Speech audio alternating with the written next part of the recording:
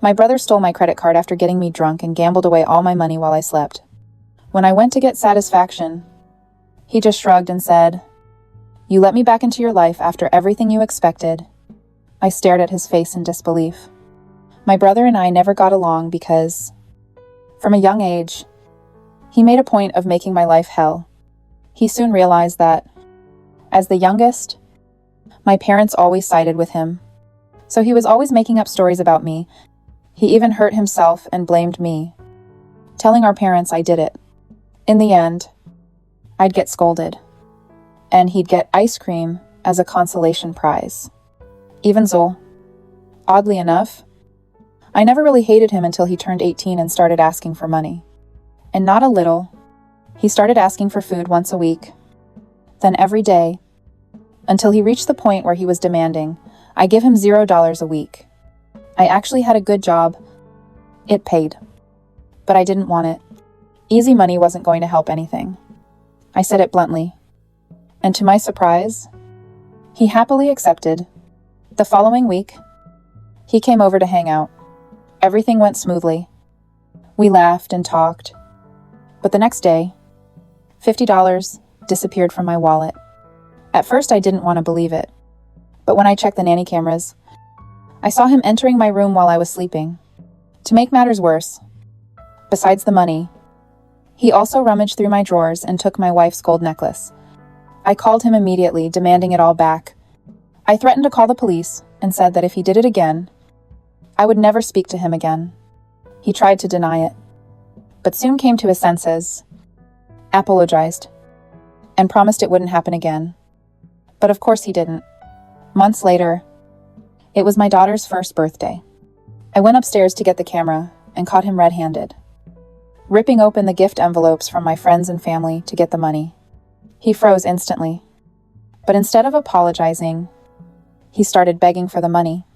When I refused, he became enraged and even punched my daughter's stroller, injuring his own hand. I kicked him out of the house immediately and texted him that I was cutting off contact. I almost felt bad because family is family.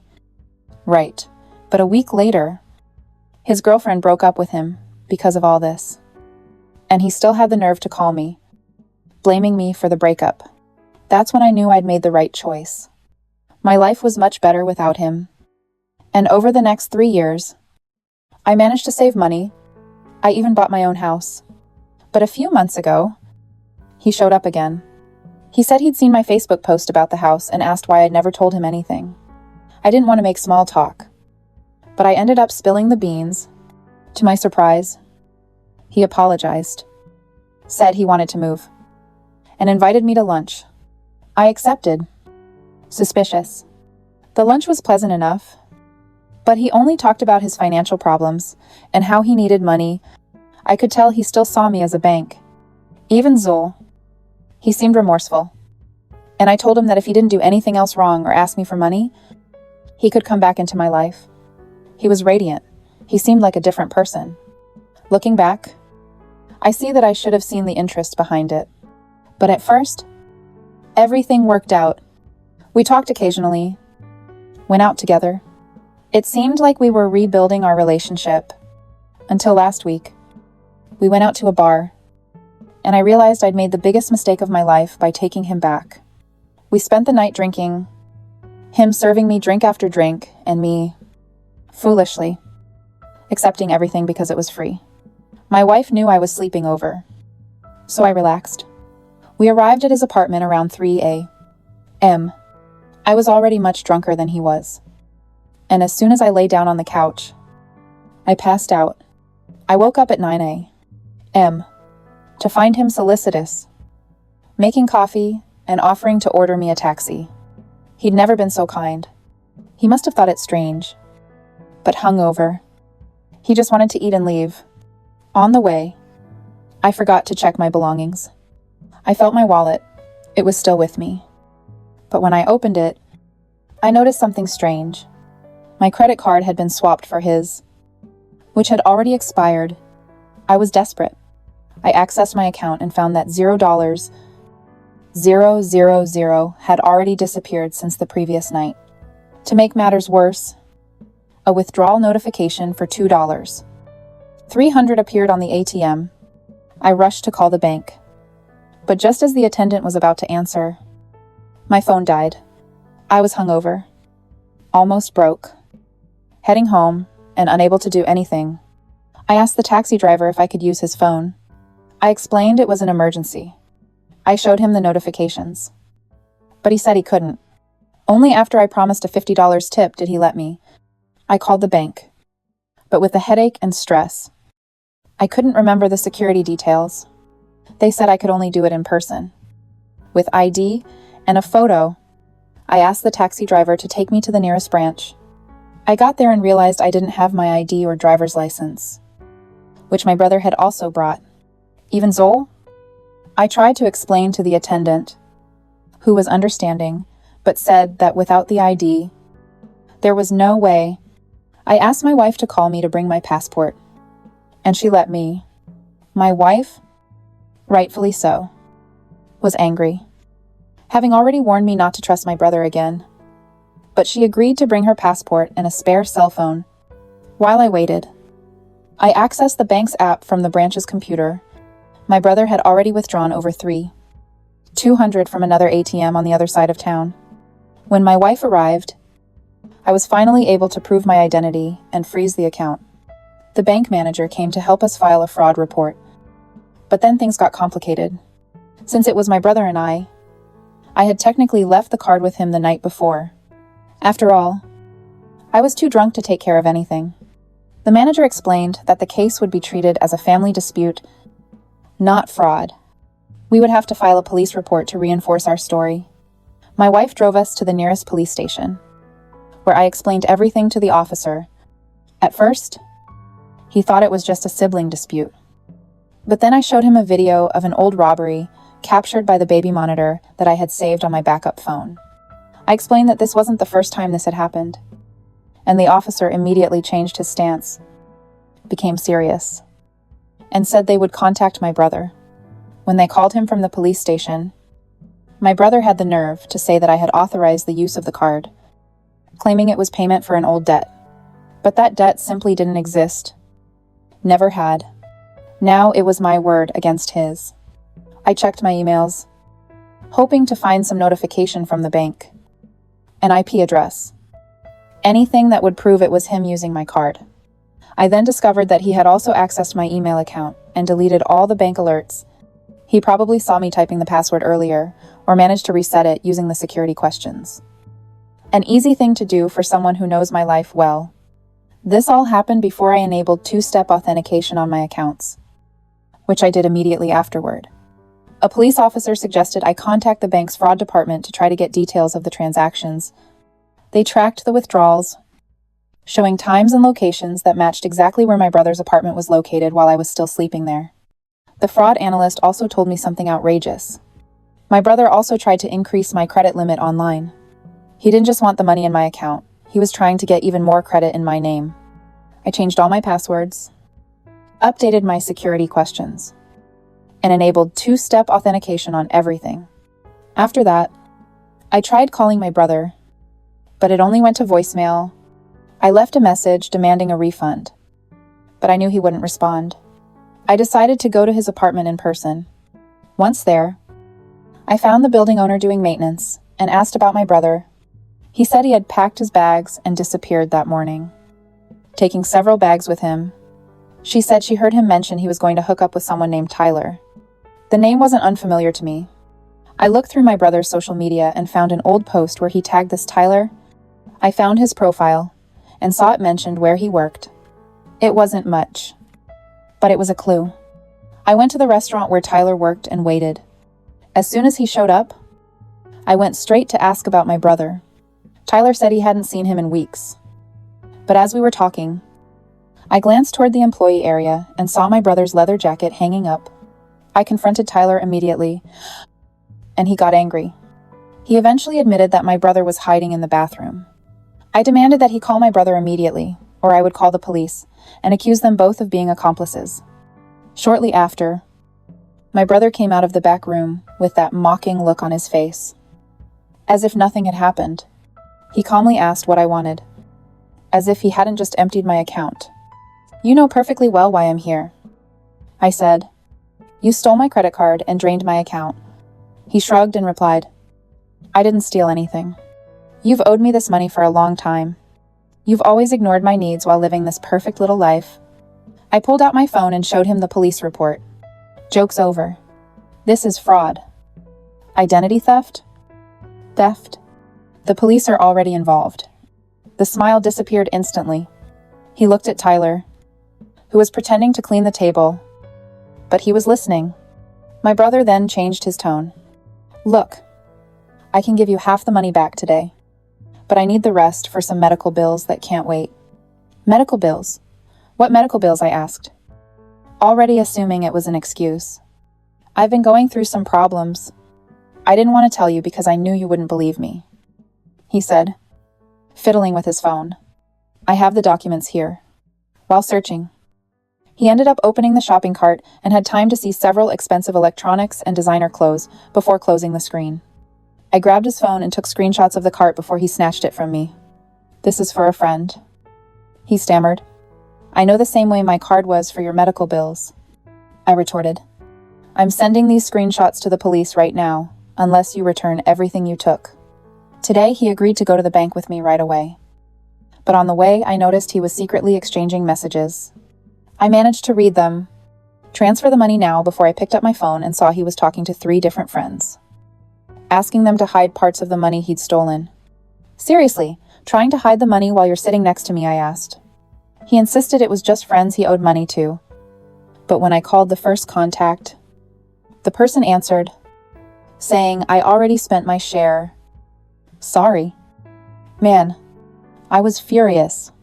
"You shared my stolen money with your friends." He suggested he could pay by helping out at home, in the same house where he had already taken my daughter's gifts. I laughed in his face. "You'll never set foot in my house again," I warned. At the bank, he withdrew our dollar and handed it to me. That's all he had left. "Show me your online banking now." I wasn't buying his trick anymore. Reluctant, he opened the account on his cell phone, and I saw several transfers to an online betting site made right after he stole my card. He had blown thousands of reais in a single round of betting. "I was trying to double it," he explained. "I thought I could win enough to pay you back and keep a cut. Just give me a few more days and I'll recover." I called my wife to tell her what was happening, and her response left me speechless. "He just texted me asking for a small loan to get out of trouble," he said. "She asked me not to tell you, because you were already overwhelmed." I immediately went to get satisfaction from my brother.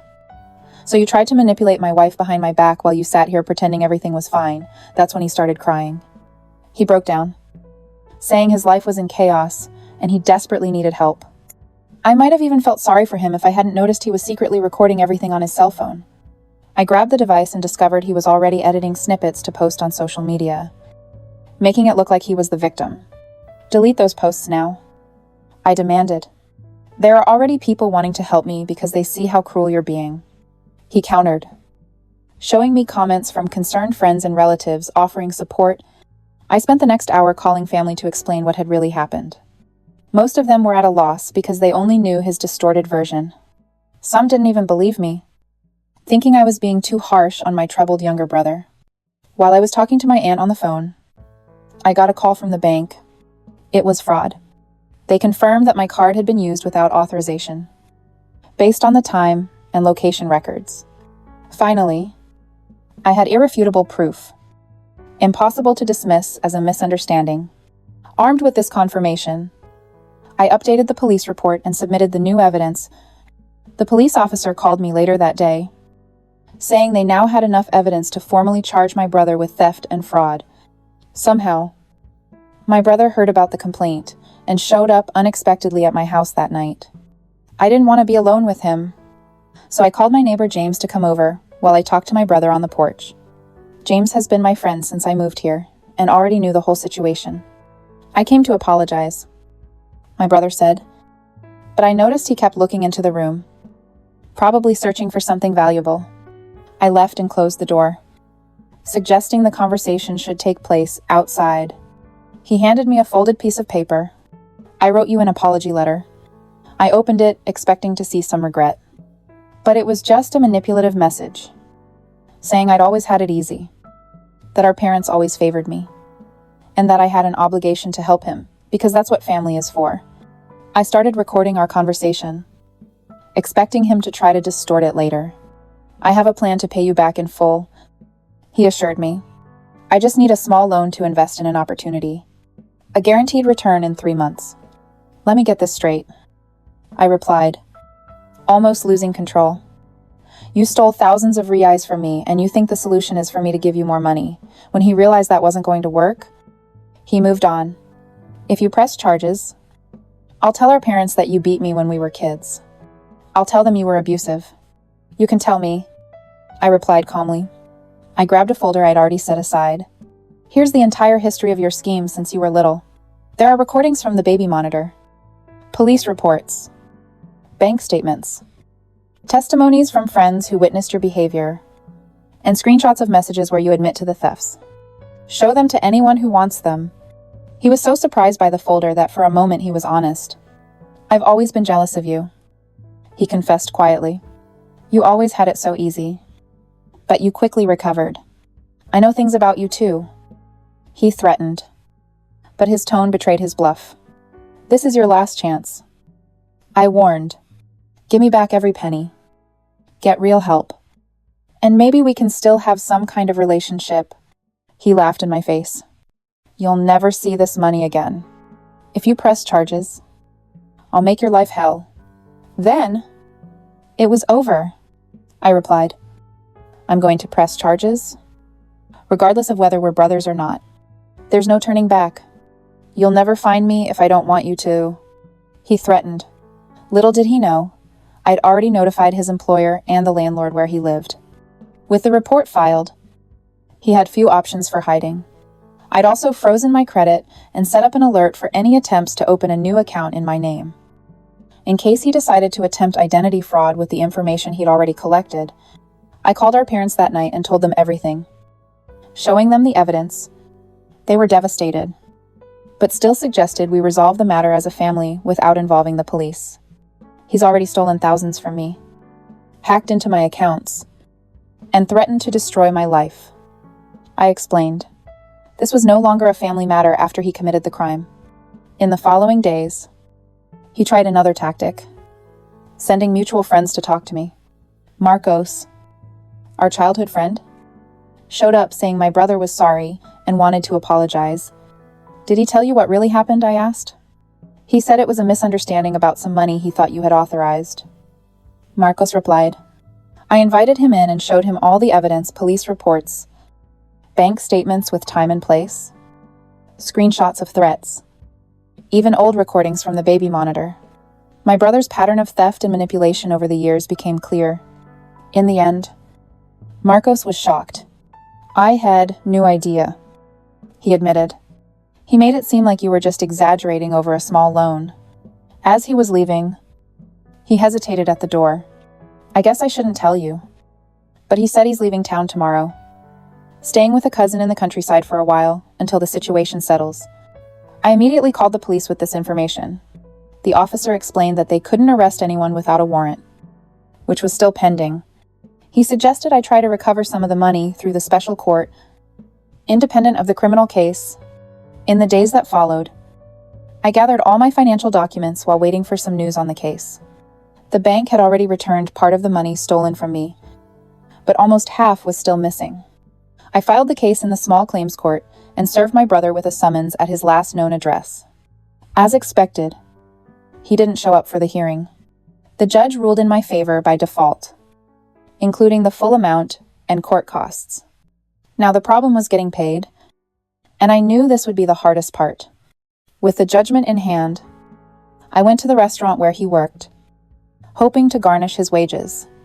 The manager informed me that he had resigned without warning. Just the week before, another impasse. I decided to be more direct. I hired a private investigator, nothing sophisticated, just a former police officer who did this kind of work for a fair price.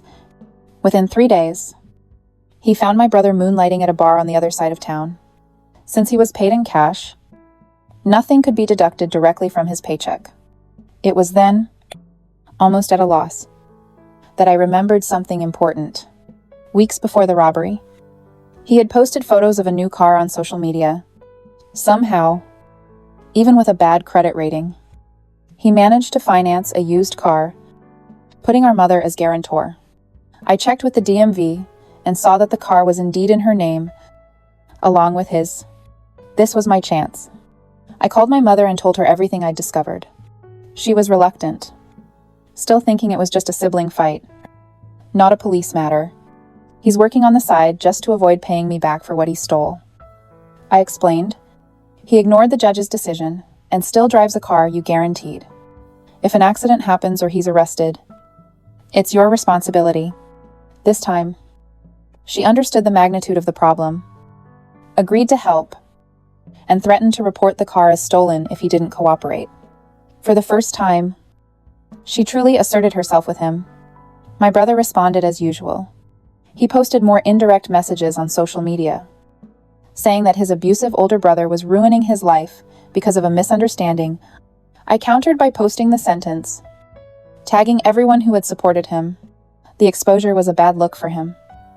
And for the first time since all this began, he contacted me directly. He offered to return only half of the remaining amount if I took down posts about the case. I replied, "Full amount or nothing.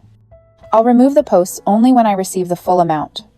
We agreed to meet at the bank the next day so he could transfer the first installment, but when he arrived, he only brought a quarter of the agreed amount. I declined and left. A week passed without contact, until one night he called to say he had the full amount. He insisted I go alone to an industrial area after midnight to pick up the money. I laughed and hung up. I texted him the address of the police station and told him I'd only meet him there. To my surprise, he agreed. The next day, I went to the station early, explained the situation to the officer at the front desk, and waited. When my brother showed up, he had a cashier's check for the full amount. I was surprised he'd actually brought the money. The officer recognized my brother from the reports I'd filed. "Don't you have an open investigation for fraud?" he asked casually. My brother immediately turned pale and tried to dodge the situation, saying it was just a sibling dispute. But the officer didn't buy it. It was just a mistake. I borrowed the card, he insisted. Then I played the audio of our conversation on the porch, in which he clearly said, "You'll never see that money again." There was no denying it. The officer asked him to wait a minute and walked away to call someone. Shortly afterward, 2 more officers arrived, announcing an outstanding warrant for card fraud and failure to comply with a court order. As he was led away in handcuffs, he looked at me in genuine shock. He never thought he would have to face the consequences of his own actions. For the first time in his life, he was alone in facing his own choices. Our parents called me that night, practically frantic. "How could you let them arrest your brother?" my mother cried. "I didn't let them arrest him," I explained. "He's committed several crimes and has been running from the consequences. The police were just doing their job. They insisted I drop the charges, saying family matters should be resolved at home." I was torn between loyalty and the certainty that, without real consequences, my brother would never change. After much deliberation, he suggested to the prosecutor that the charges could be reduced if he received financial counseling, treated his gambling addiction, and performed community service. The prosecutor agreed, as it was his first time, at least officially, and the court system was overwhelmed with cases. My brother resisted, saying he wasn't a criminal and didn't need treatment. But after a night in detention, he finally accepted and signed the agreement. The court returned the money to me, and he was released to begin treatment and community service. I was relieved that he was finally facing the consequences and still getting the help he needed. For a few weeks, everything was smooth sailing. His probation officer's reports showed he was completing his mandatory sessions and community service hours. I started to believe that perhaps the reality check had taken effect, until I received a strange call from an unknown number. When I answered, a deep voice asked, "Are you Jake's brother? Jake is my brother." "Who's this?" I replied suspiciously. I'm his cellmate from when he was incarcerated. The man said, I thought you should know. He's planning something when he leaves this show. He talks about you all the time. Man, he says you'll pay for embarrassing him. I ignored him, thinking it was just another attempt by my brother to intimidate me. I ignored the call and tried not to think about it anymore. But 3 nights later, I woke up to the sound of shattering glass. Someone had broken all the windows of my car parked in the garage. I checked the security cameras and, as expected, recognized him immediately. It was Tyler, my brother's friend from the restaurant. I reported the vandalism to the police station and attached the security footage as evidence. The officer explained that they could prosecute Tyler for property damage, but the most he'd get was a fine. It would be difficult to prove my brother was involved unless Tyler confessed. When I realized I needed to beef up security, I immediately set about upgrading the house's security system. I installed cameras with enhanced night vision and motion sensors throughout the property. I also installed a camera in my car that records even when it's parked. A few days later, I received notification that my brother had completed the initial evaluation phase of the program and would be released from daily monitoring, which happened sooner than I expected. I notified my wife and messaged the neighbors, asking them to be on the lookout for anything unusual. For a week, nothing happened. I started to think that the call from my former cellmate had been just a scam, until I received a registered letter from a completely unknown law firm, informing me that my brother was suing me for defamation because of the posts about the robbery and the sentence. The accusation was absurd. After all, the truth is an absolute defense against defamation. But I would still have to respond, and perhaps hire a lawyer to defend myself. It was clear that this was his new strategy. If he couldn't get his hands on my money directly and try to force me to pay for a lawyer, I sought out a specialized lawyer who reassured me, saying that the lawsuit was baseless and would probably be dismissed soon. Unfortunately, that doesn't mean you won't have to spend time and money to defend yourself. Defend, she explained. Just the fees to respond will cost you a few $100s. That's when it hit me. He had found a legal way to harm me financially. Basically, we can file a lawsuit to recover the legal fees, but that would prolong the process and increase his expenses, she added. I decided to start gathering as much evidence as possible of his pattern of harassment, documenting every contact, threat, and incident. Little did I know how necessary this would soon be. 2 days later, my wife called me in a panic. Her brother showed up at our daughter's daycare, saying he was authorized to pick her up. Fortunately, the staff did everything right and called to confirm before handing over the child. He said he was her uncle, and that we asked him to pick her up because you had an accident and I was meeting you at the hospital. My wife explained. Trembling with anger and fear, I went straight to the daycare and left clear written instructions, forbidding anyone other than her or me from taking our daughter under any circumstances. That night, I texted my brother, "Stay away from my daughter. Trying to pick her up from daycare was the worst. The staff already has your photo and is instructed to call the police if you show up again." The response came quickly. "I just wanted to see my niece. You're taking her away from her family. This is cruel." I had to explain to my parents why I was keeping him away from his niece. They suggested family therapy, but I didn't trust him to be honest in a group. So I agreed to start with individual sessions. My therapist helped me understand that my brother likely had deeper issues than I realized. Perhaps even a personality disorder that explained his manipulative behavior. She emphasized that understanding the root cause didn't justify his actions and that it wasn't my responsibility to try to fix him. The important thing is to set clear boundaries and stick to them, she advised.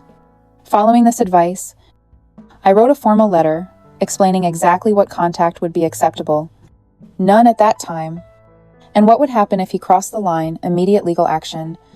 I sent copies to him, to our parents, and kept one for myself. A few days later, talking to my mother, she told me that my father had loaned my brother money to cover the costs of the defamation lawsuit. This went against the terms of the sentence reduction, which prohibited receiving financial support for legal proceedings related to the original crime. I was faced with a difficult choice: report the violation to my probation officer and risk my brother's arrest, or ignore it, and perhaps open the door to further manipulation. I decided to warn my brother first. I sent a message. I know my father is financing his lawsuit against me.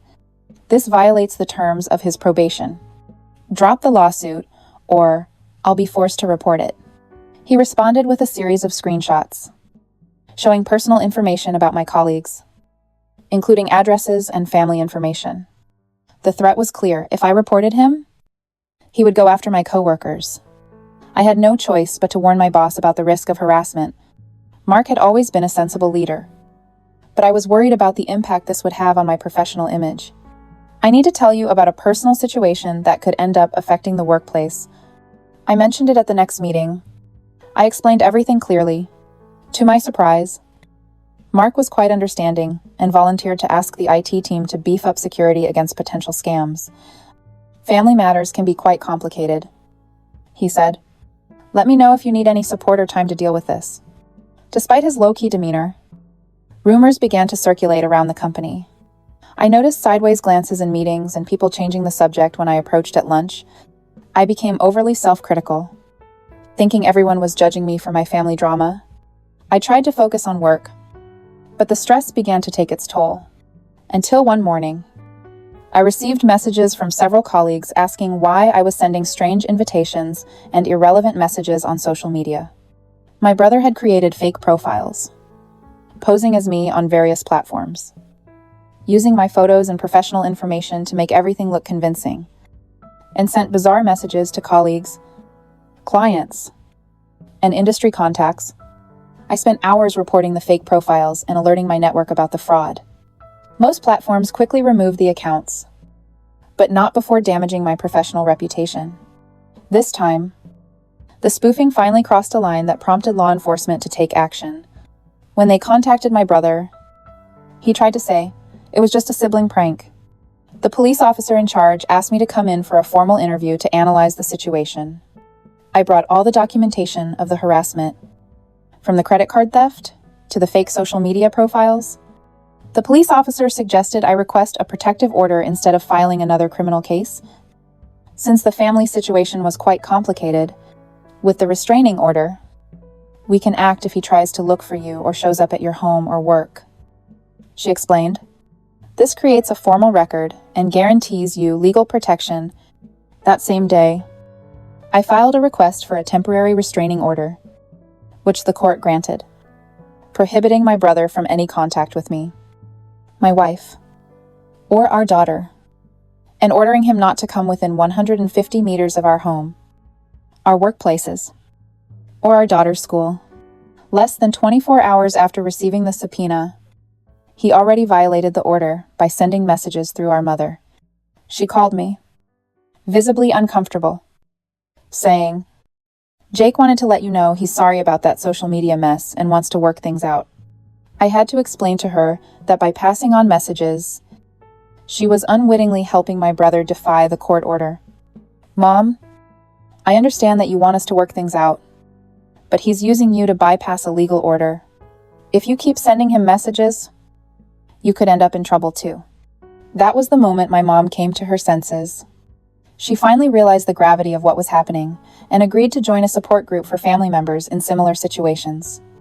The group helped my mother realize that by trying to protect my brother, she was only prolonging the problem, as he needed to face the consequences to perhaps find a path to change. The hearing to decide on the final protective order was scheduled for the following week.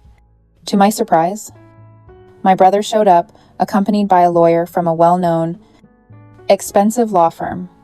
Considering how tight his wallet is, I suspected he'd borrowed money from our parents again, probably from their retirement accounts, to pay for the lawyer. I'd already prepared everything, with the documents organized, the evidence in chronological order, everything in order. His lawyer did everything he could to make it seem like my brother was just a young man going through hardships, and that I, as the older, successful, and spiteful brother, was persecuting him. "My client just wants to maintain his family ties," the calm lawyer argued. "These are normal sibling rivalries. But the plaintiff is exaggerating. He seems to be giving no chance for reconciliation. I remained calm while they painted me as the villain, focusing on presenting the facts and evidence without getting emotional. When my turn came, I presented in detail my history of theft, fraude, and harassment, supporting everything with documents. At first, the judge seemed suspicious and asked direct questions, wanting to know how things had gotten this way in the family, until something unexpected happened. My brother lost his temper during the cross-examination. When I told him what happened at my daughter's school, he broke down and yelled, "She's my niece. I have a right to see her. You're turning her against me, just like you did against everyone else." Even though the lawyer tried to calm him down, he remained agitated. Then, out of nowhere, he pointed at me and yelled, "This isn't over. Restraining order or not, you're going to regret this." My brother's own loss of control was more convincing than any argument I could muster. The judge had no hesitation and granted the final protective order, valid for 3 years. Renewable, if necessary. I left the courthouse feeling a sense of relief, mixed with that unquenchable anxiety. I had the protection of the law, but the last look my brother saw as he was being taken away by his lawyer was one of pure hatred. The restraining order was just a piece of paper. The hard part would be enforcing it. I further reinforced our home security. I installed cameras that sent everything directly to the cloud, in case anyone tried to tamper with them. We put together a detailed safety plan with our daughter's school and daycare, complete with photos of my brother and clear instructions that he was not to be approached under any circumstances. For the first few weeks, everything was calm. No sign of my brother. No strange messages. No new developments. I even started to relax, hoping the order was working, until one day, our home internet started having issues. Devices would disconnect by themselves. Smart home functions would turn on and off without anyone touching them. I ran a scan and discovered an unknown device was using our Wi-Fi. I changed all passwords, enabled MAC address blocking, and installed a more secure router. I investigated and found that the access was coming from a laptop registered to my cousin Alicia.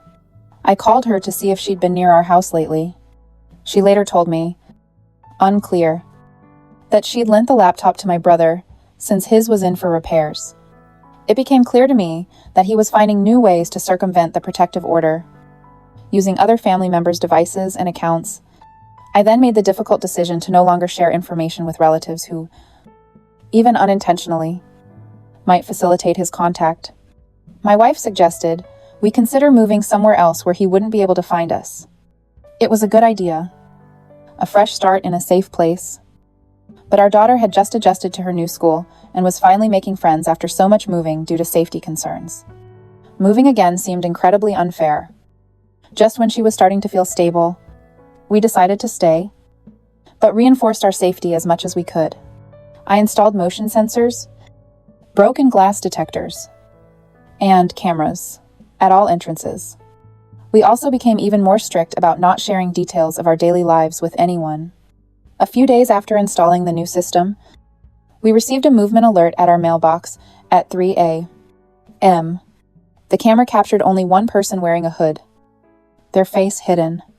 I installed an even better camera, with night vision, just for the mailbox. 2 days later, the image was clear. My brother stealing the mail. I filed a police report and handed the footage over to the police. But by the time they arrived, he had already left.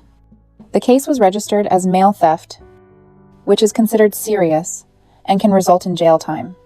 I also notified the postal inspector, who opened an investigation. They said the process would take a long time, so I immediately rented a secure mailbox to receive all important mail and activated electronic delivery for almost everything possible. As my brother's hearing for violating the restraining order approached, he began spreading rumors among our mutual friends, saying I was unbalanced and had been making up stories about him for years. This prompted several family friends to contact me, concerned about the accusations. I had to decide whether to refute each rumor or stay focused on the case. I preferred to focus my energy on the case and ignore the gossip, But then I discovered that my brother had started an online fundraiser claiming he was being stalked by an abusive older brother and asking for money to defend himself in court. He told completely distorted versions of our past and blatantly lied about what had been happening. I reported the page as a scam, attached evidence of the court rulings, and managed to get it taken down. But not before he collected several thousand reais from strangers who believed his fabricated story. That showed me the extent to which he was capable of manipulating people who didn't even know our family. It was frightening to see how he could play the victim while relentlessly harassing me. The day before the hearing, I received an email that at first glance seemed like a sincere apology. He said he was seeking professional help, admitted to gambling and lying problems, and claimed to want to change. But in the final paragraphs, his tone shifted to threats disguised as worst-case scenarios. If I continued with the process, the message would shift back and forth between regret and threat. Clearly trying to confuse and manipulate me, I forwarded everything to my lawyer as further evidence of his tactics, and it was included in the court documents. The judge ultimately convicted my brother of violating the restraining order based on the mailbox images and the messages he sent through our mother. However, instead of the jail time I expected, the judge ordered mandatory therapy and electronic monitoring. I was relieved he'd been found guilty, but worried the consequences wouldn't be enough to deter him from doing worse in the future. The following month, with the electronic ankle monitor on, he seemed to be under control. No stalking, no harassment, no unexpected appearances. I began to believe, cautiously, that perhaps the legal action and therapy were having an effect. Then one night, my parents called me in despair. My brother had disappeared, leaving his cell phone and wallet at their house, where he was staying. Worse, he had managed to rip off his ankle bracelet, which was found cut off in his room. I immediately called my parole officer, who confirmed that the system had been down for a few hours. An alert had already been issued to the authorities, but no one knew his whereabouts. At home, we increased security, and I instructed my wife to be extra careful whenever she went out with our daughter. 3 tense days passed without any news, until my wife received an email with recent photos of our daughter on the school playground. There was no message, just the images, a clear threat, even without words. We rushed to notify the school and the police. The school immediately took emergency measures, placing staff to watch our daughter at all times and suspending outdoor activities. The police stepped up patrols in the neighborhood but explained that they couldn't guarantee permanent protection, even at a young age. Our daughter sensed something was wrong.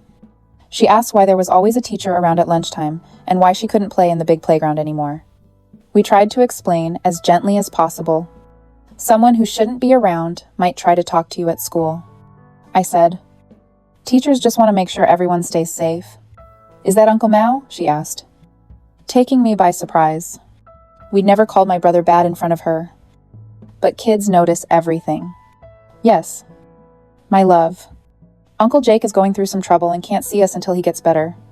If you hear it, tell a teacher right away." "Okay," my wife's brother, Kif, who was a military police officer, offered to stay with us for a while. Having another adult at home, especially someone trained in security, brought some relief during this tense time.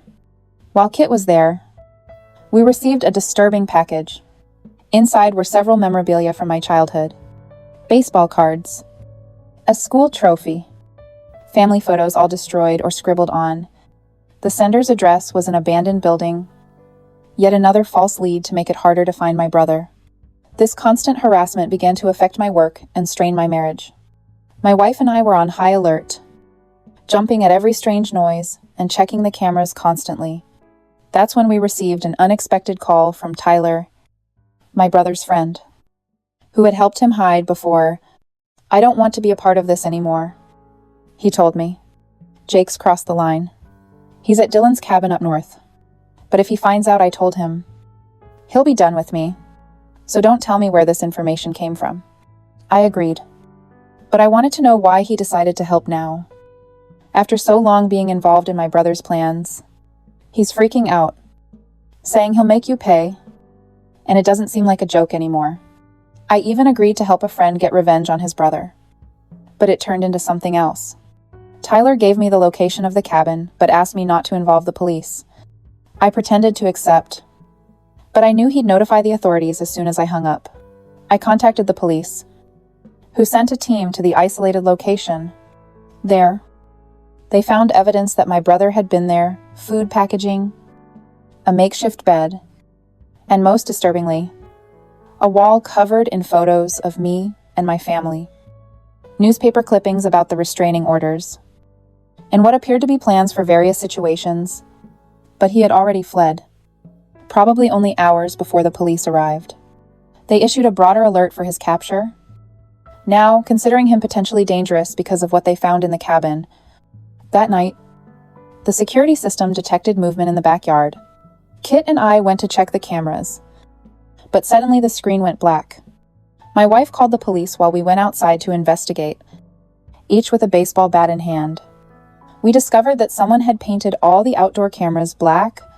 When we went to check the garage door, we heard noises coming from inside. We immediately ran back home, locked up, and waited for the police. They arrived quickly, with several patrol cars, and searched the entire area, but found no one. The system showed the cameras had been turned off at 2:17, but after we entered, the sensors recorded nothing. Whoever was there, probably my brother, fled as soon as they heard the sirens. We spent the entire night awake, wondering what they were up to before being interrupted. The next morning, technicians came to fix the cameras, while Keith and I were taking turns on watch. Around noon, I received a text from an unknown number. Playground, 3 p.m. Come alone, or everyone will know what really happened that summer. The format of the message and the reference to that summer, when I'd supposedly broken my brother's arm, even though the truth was he'd fallen from the tree while I was caring for him. I made it clear it was him. I notified the police immediately, and they suggested I go to the meeting using a hidden microphone. They were concerned for my safety, but agreed it might be their best chance to capture him. We hatched a plan with undercover officers stationed around the playground. I went to our childhood playground at the appointed time, my heart pounding. Even though I knew there was a police officer nearby, I waited for almost an hour without any sign of him, already thinking it was another manipulation game. As I was leaving, a figure appeared behind the old slide. It was my brother, but I could barely recognize him. He was thin, looked ill, his clothes dirty and wrinkled, his eyes wide. A mixture of exhaustion and something worse. Instead of anger, what I felt first was concern. He was truly unwell, not just physically, but clearly mentally shaken as well. He was no longer the calculating manipulator he'd been before. He seemed genuinely unstable. He began with a rehearsed speech, saying I'd ruined his life and turned everyone against him. But when I asked, "Why can't you just leave my family alone?" he lost it. Perhaps for the first time in his adult life, his mask truly slipped. He broke down into genuine emotion, unlike his usual pretense. "You've always been better than me at everything," he said. "Everyone likes you. Everyone trusts you. No matter what I do, I can never reach you." For the first time, he admitted his jealousy and resentment without trying to manipulate me. He talked about living in my shadow since childhood and how our parents' pride in me seemed like a direct criticism of his failures. But he soon changed his tone, blaming his own mistakes on childhood trauma and saying our parents always favored me unfairly. I admitted that our childhood had its problems, but I refused to accept that as justification for everything he did as an adult. I was diagnosed with borderline personality disorder and a gambling addiction, he confessed. Therapists gave me medication, but I only got worse. So I stopped taking it. I saw an opportunity. "I can help you find a treatment that really works for you," I offered. But before anything, you need to turn yourself in. You violated your probation, took off your electronic bracelet, violated the restraining order multiple times. Let's start by resolving that. Yes, we'll get you the help you need. He seemed to seriously consider what I said, looking at me with a lucidity I hadn't seen from him in a long time. But suddenly he looked over my shoulder and noticed one of the officers, shifting position. "Did you bring the police?" he whispered, panicking and forgetting all his earlier vulnerability. "It's always like this with you. You pretend to help while you set me up." He ran into the bushes behind the playground. The officers acted quickly and detained him without resistance. As he was handcuffed, he looked at me with an expression of betrayal and resignation. "Please tell them it was a mistake," he begged. He told me I wasn't running away, but I just shook my head. "No way. Jake, this has to stop." The officers led him to the patrol car and read him his rights. One of the detectives stayed with me to listen to my statement.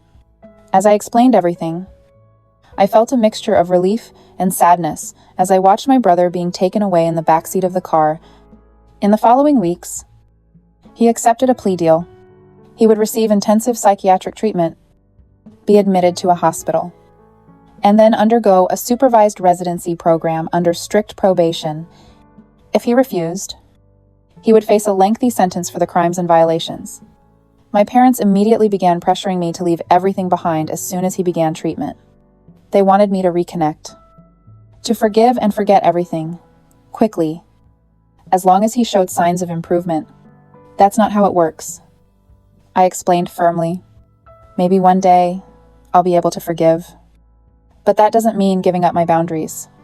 Even if he gets better, our relationship will never be the way you imagine." 6 months after starting treatment, the doctors said he was showing significant progress. They suggested I attend family therapy sessions to try to resolve long-standing conflicts in a controlled environment. After extensive discussion with my wife and my own therapist, I cautiously agreed to a session, making my limits very clear, and with my wife's full support. I was prepared for the usual manipulation, but I found something different. My brother looked better, healthier, and his previously agitated gaze now showed serenity and focus. When he spoke, he didn't accuse or justify himself. On the contrary, he took responsibility for what he did, without shifting blame. "I hurt you, and your family countless times," he said. "I stole from you, lied to you, manipulated you, and threatened you. There's no excuse for any of this. I don't expect you to forgive me, and I understand why you need to keep your distance. I just wanted you to know that I'm now truly seeking help and taking all of this seriously." The therapist conducted the session very firmly, without letting us fall into the same old traps. When it ended, I felt something unexpected. It wasn't an immediate desire to resume the relationship, but a cautious hope that perhaps there could be some real change. As I left the clinic, I realized that this was the first time in years I'd been with my brother without leaving feeling drained, manipulated, or angry. I knew there was no quick fix, no way to rebuild lost trust overnight. But perhaps with time, we could create a new kind of relationship based on honest conversations and clear boundaries. For the first time, I felt like we could finally begin to heal our wounds and move forward. Not like those super close siblings our parents always imagined, but as people who can live together without hurting each other even more. It was a simple hope. But given everything we'd been through, it seemed like a fundamental step toward breaking the toxic cycle that had marked our relationship since we were little. Tonight's second story is about a mother, a daughter, and a wedding taken over by a controlling mother-in-law. When the bride shuts her own mom out and later begs for help as everything unravels, the mom makes a choice that changes the day forever. Stay with us to hear what happened, why it hurt, and the lesson it left behind. Story 2. My daughter refuses my help with her wedding because she thinks I'm old-fashioned. But when her mother-in-law's plan fails, I refuse to help her and don't attend her wedding. I'm going to be honest. I never thought I'd be writing something like this. I always thought I had a good relationship with my daughter. But it seems that a wedding can bring out the worst in people, especially when there are nosy mothers-in-law and ego issues involved. I don't know if I'm looking for support, advice, or if I just need to get the rest of it off my chest. Because right now I feel hurt and betrayed. My daughter Clara is 27 years old. She is my only daughter, and we have always been very close. When she was little, we used to have days just for us. We would go out for ice cream, do crafts, or just talk about life. Although I didn't always agree with her decisions, I always tried to support her in whatever way I could, because at the end of the day, she was my priority. When Clara told me that her boyfriend Daniel had proposed to her, I was more than excited. Daniel always seemed like a good guy to me. Maybe a little reserved, but Clara loves him, and that's what matters most, right? At first, everything was going well. We were talking about possible places for the ceremony, ideas for the decoration, and things like that. She even offered to help her with the costs. Since I have something saved for important occasions like this, that's where things started to change. Shortly after getting engaged, Clara started spending a lot of time with Daniel's mother. Patricia comes from a wealthy family, and although she never said it directly, I always had the feeling that she looked down on me. I think that for her, I am too simple. I am not a millionaire, but I have worked hard all my life, and I am proud of what I have achieved. However, it seems that Patricia does not care. Suddenly, Clara began to distance herself a little. She no longer came to me for advice. Instead, Patricia was in charge of everything. They did not consult me for anything, not even for small things like the colors of the flowers or the design of the invitations. When I asked Clara what was happening, she told me something that it still hurts to remember. Mom Patricia has more experience in this, and her ideas are more current. I don't want the wedding to look outdated. I couldn't help but feel hurt. I've worked as an event planner for years. It's not that I wanted to control everything, but I thought at least my opinion would be valued. I tried not to take it personally, but it was difficult. I told her I understood and that I would be here if she needed me. But internally, I felt displaced. The worst was when Patricia started making comments. At a family gathering while we were talking about the wedding, she mentioned that it would be an upmarket celebration, as if to imply that I wasn't used to that kind of event. Clara didn't say anything. In fact, she looked uncomfortable but didn't correct her. It was at that moment when I realized I no longer had an important role in my own daughter's wedding. I decided to step back and let Clara handle things her way. But honestly, I never imagined that this decision would lead to where we are now. Update 1. It's been a few weeks since my last post, and the situation unfortunately has not improved. In fact, I think it is going from bad to worse. As I mentioned before, I decided to take a step back and let Clara handle things as she wanted, even if that meant giving all control to Patricia, her mother-in-law. But what I am seeing now is not simply my daughter organizing her wedding with someone else. It is as if she is being molded in the image and likeness of that woman. Let me explain. Patricia has taken absolute control, and I am not exaggerating at first. I thought it was just a little enthusiasm on her part. After all, she is the mother of the groom, and many times mothers-in-law want to get involved in these events. But this is something else. It's as if Patricia believed that this wedding was her personal project and not Clara and Daniel's special day. A few days ago, I found out that Patricia had decided to reduce the guest list on my side of the family.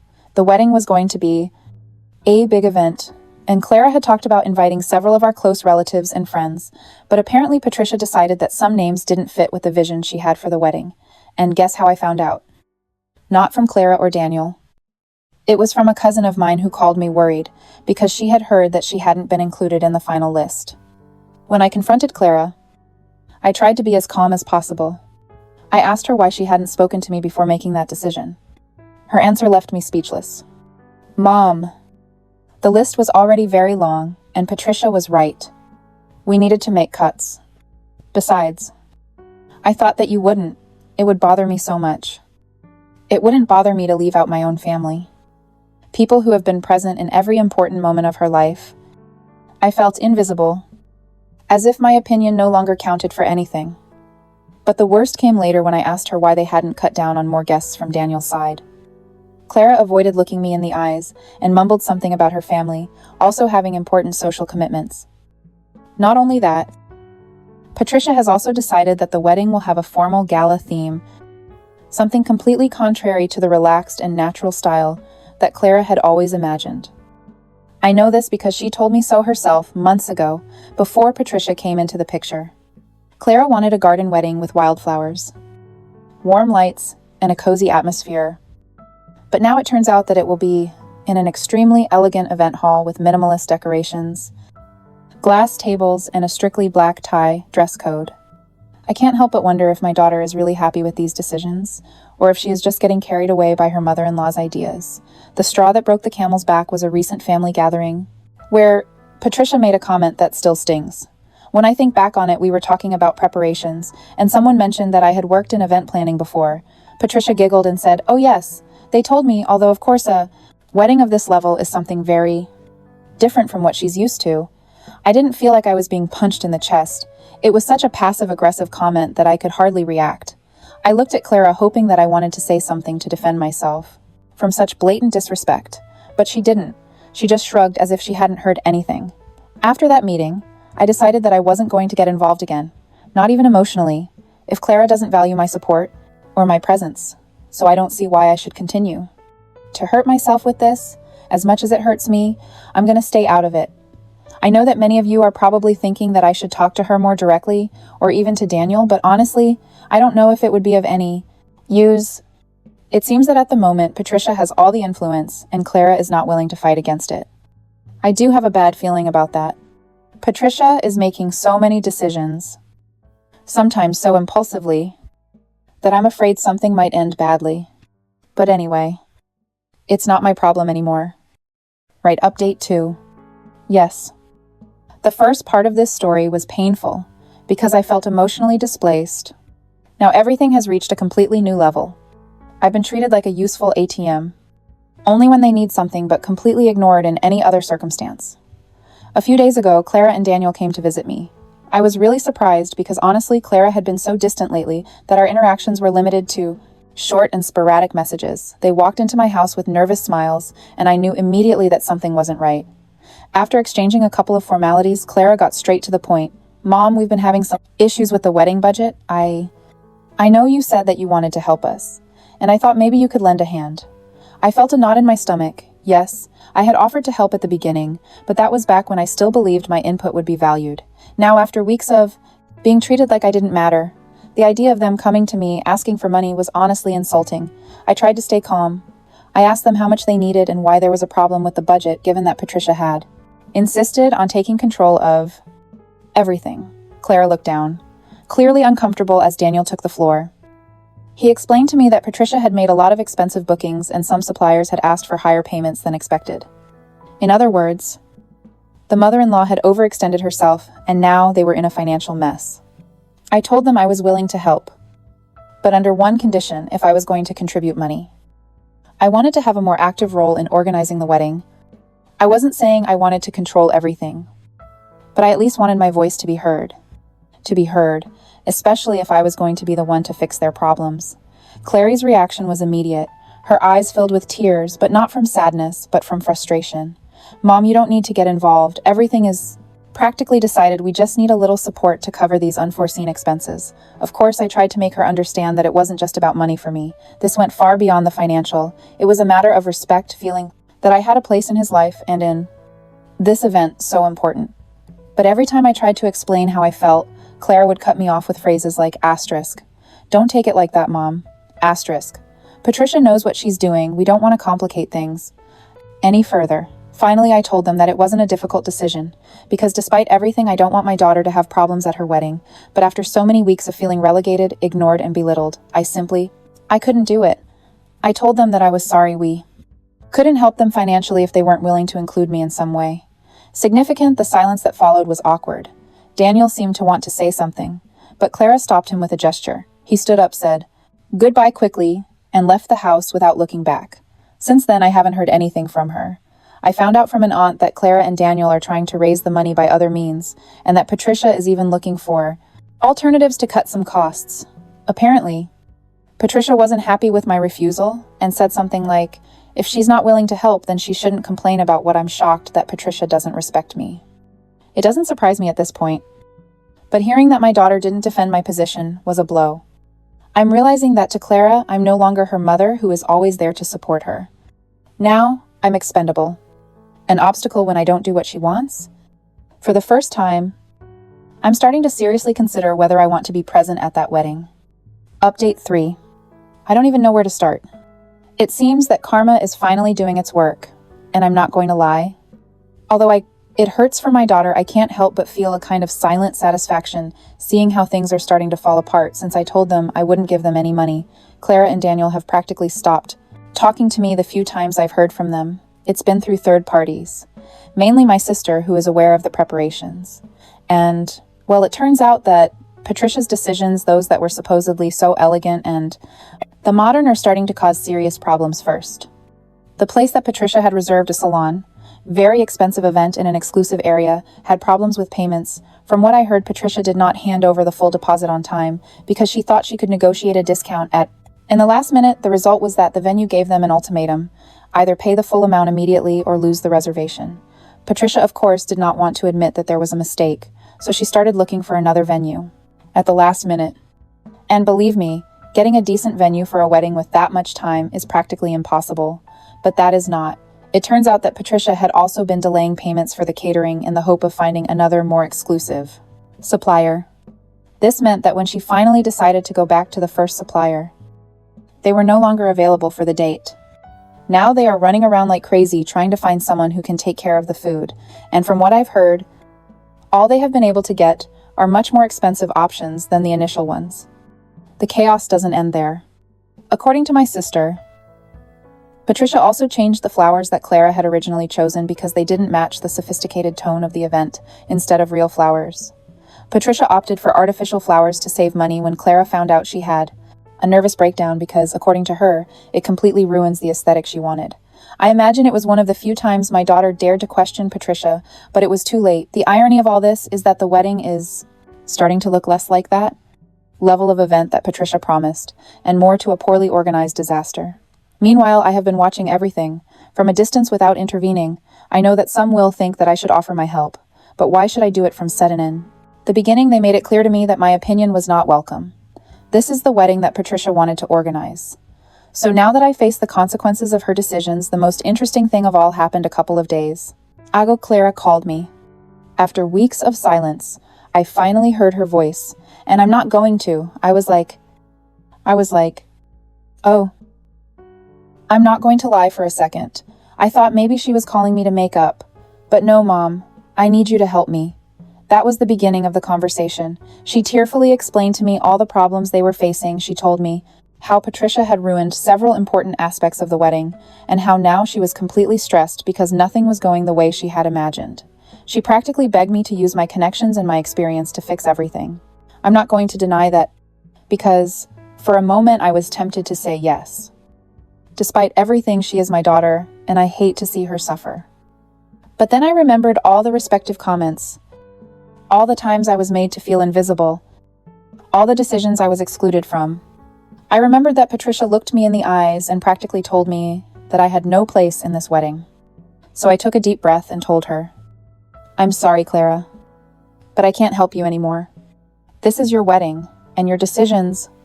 I hope everything goes well, but I'm not going to get involved. Now there was a long silence.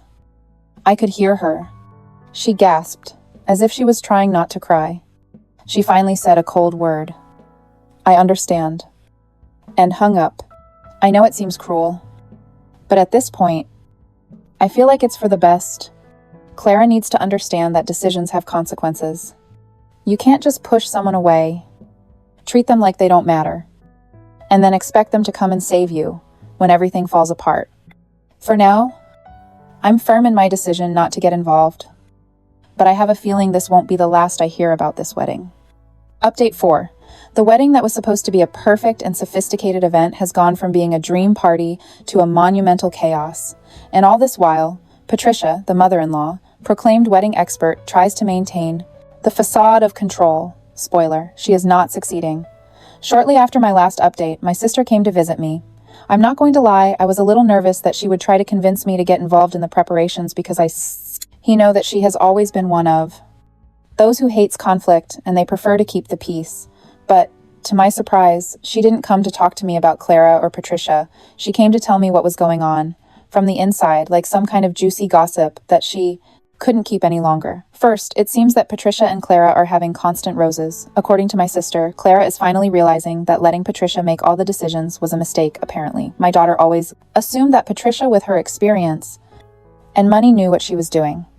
But now with the wedding, just a few weeks away, and an endless list of things, Clara is on the verge of collapse. One of the biggest sticking points was the wedding dress. Clara had chosen a beautiful, simple dress, something that reflected her personality. But Patricia insisted that it was too basic, and convinced her to change it for something more elaborate. The result was a dress that was not only more expensive, but also needed adjustments that weren't finished yet. And here comes the worst part. The designer that Patricia hired for the adjustments is in another city, which means that Clara has to travel constantly for tests. This is not only causing stress, but also additional expenses that were not in the budget. Then there is the issue of suppliers. Patricia, in her obsession with finding the best of the best, he did not take the time to investigate thoroughly, and some of the suppliers she hired are not fulfilling what they promised. For example, the photographer who, according to Patricia, was internationally renowned, apparently only has experience doing photo shoots for social media and doesn't know how to handle such a big event. Clara discovered this during a recent meeting when the photographer asked if they could do a mock wedding before the actual day to practice. But what really made everything explode was the Catherine issue. As I mentioned before, Patricia lost the first caterer and ended up hiring a much more expensive one to compensate for the increased cost. She decided to reduce the menu without consulting anyone. Now, instead of a full meal, guests will receive small canapé type dishes, which has enraged Clara because it is not what she had imagined for her wedding. According to my sister, there was a monumental fight between Clara and Patricia, and for the first time, my daughter dared to raise her voice. This is not your wedding, Patricia. It is mine. And you are ruining the wave. That phrase was what started the crossfire. Patricia, instead of apologizing or trying to calm things down, responded with something that I still can't believe she said. If it weren't for me, this wedding wouldn't even happen. It would be possible your mother couldn't help you, so someone had to take charge. When my sister told me this, I felt a mixture of rage and sadness. How dare that woman use my decision not to get involved as a weapon against my daughter? But at the same time, I was left wondering what Clara expected Patricia showed from the beginning, who she was, and still decided to take her side. And here comes the part that really shocked me after that fight. Clara called me again this time, not to ask me for money, but to try to reconcile with me. Her voice sounded tired, as if she was on the verge of tears. She told me that she had made a mistake by letting Patricia get so involved and that now she didn't know how to fix things. She asked me to at least attend the wedding, that I didn't want to miss that important day, despite everything that had happened. I told her that I would think about it, but deep down, she already knew my answer. I can't pretend that everything is okay when it isn't. I can't sit at that wedding watching Patricia strut around like she was the great savior, while I was treated like I didn't matter. To be completely honest, I think this wedding was doomed from the start, and although I hurt for my daughter, there is a part of me that feels like this is exactly what had to happen for her, to understand the value of people who truly support her final update. Clara and Daniel's wedding finally happened, and as you can imagine, it didn't attend. It was a decision that weighed heavily on me, because although I am upset and disappointed with how Clara treated me throughout this whole process, she is still my daughter. However, after thinking it over deeply, I realized that I couldn't sit there smiling and pretending that everything was fine when I had been treated with such disrespect. So I sent a clear and concise message a few days before the event. Clara, I'm so sorry I couldn't attend the wedding. I wish you and Daniel the best in this new chapter of your lives. I hope everything turns out as you dreamed it would. Her response was short, almost cold. Understood. Thank you for letting me know. After that, I didn't hear from her again until after the wedding. Let me tell you what I found out about the big day. It sounds like something out of a black comedy. The wedding was, in the words of several family members, a complete disaster. First, the venue that Patricia secured at the last minute turned out to be a small hall, clearly not designed to accommodate the number of guests they expected. According to what I was told, many people had to stand during the ceremony because there weren't enough chairs. Some even ended up in a corner near the doors, where they couldn't even see out. Well, what was happening with the catering was another big problem. As I mentioned before, Patricia decided to reduce the menu to save costs, but she didn't bother to communicate this properly to the guests. This led to many people going hungry, and there was no shortage of complaints among the attendees.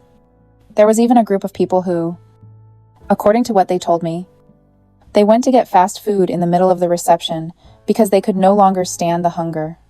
Clara's dress did not escape the disaster either. The designer who Patricia hired for the adjustments did not deliver until the day before the wedding, and to top it off, the adjustments were not done correctly. The dress did not fit well, was too tight in some parts and loose in others. Throughout the ceremony, Clara had to be adjusting the fabric so it would not look bad, and then came the total collapse. The DJ apparently Patricia hired a friend of a friend who knew about music, and what they got was a guy with a playlist of generic songs and zero experience in livening up an event. There were long silences between songs, poor microphone handling, and at one point she even played the wrong song during the bride and groom's dance. But the real drama happened towards the end of the night. According to what I was told, Patricia had been ordering everyone around like she owned the event, which started to irritate some guests. At one point, Clara exploded in front of everyone and said something to Patricia like, "I'm sick of you controlling everything. You've ruined my wedding." The attention in the room was palpable. Patricia. Of course, she didn't stay quiet. According to those who were present, she responded with something like, "If I ruined it for you, it's because your mother wasn't here to help you. I did what I could." That comment was like a bomb. Clara began to cry, and Daniel had to take her out of the room to calm her down. Meanwhile, many of the guests began to leave, uncomfortable with the whole situation. Of course, I found out about all of this through third parties, mainly my sister and some relatives who attended. When they told me, they didn't. I knew whether to laugh or feel sorry. Don't get me wrong, I don't enjoy seeing my daughter suffer, but at the same time, I feel like this was a lesson I needed to learn. All this time, she let Patricia take absolute control. She rejected me, and in the end, everything ended up being a disaster. After the wedding, Clara called me. Her voice sounded tired, defeated. She told me she was sorry for how things had turned out, and in hindsight, she should have listened to me from the start, she admitted. That Patricia manipulated her, and that her desire to please, everything ended up costing her the day she had always dreamed of. She didn't apologize directly, but her tone said more than her words. I listened to her calmly. I didn't interrupt her or say, "I told you so." When she finished speaking, I just said, "Clara, I'm sorry you had to go through all of that. But I hope this helps you understand that people who seem to have the best intentions aren't always the ones who really support you. If one day you really need my help, I'll be here." It was a short conversation, but I think it marked a turning point. Inflection. Since then, we have talked a little more, but I still feel that there is a distance between us. Clara has a lot to reflect on, and I also need to process all of this before we can fully heal our relationship. For now, I am calm with my decision of not having attended. I do not know if this can be considered revenge, but I feel that letting Patricia bear the full weight of her own decisions was the best thing I could have done. The end of this story, I still do not know. But if something remains, it is clear that life's most important lessons often come the hard way.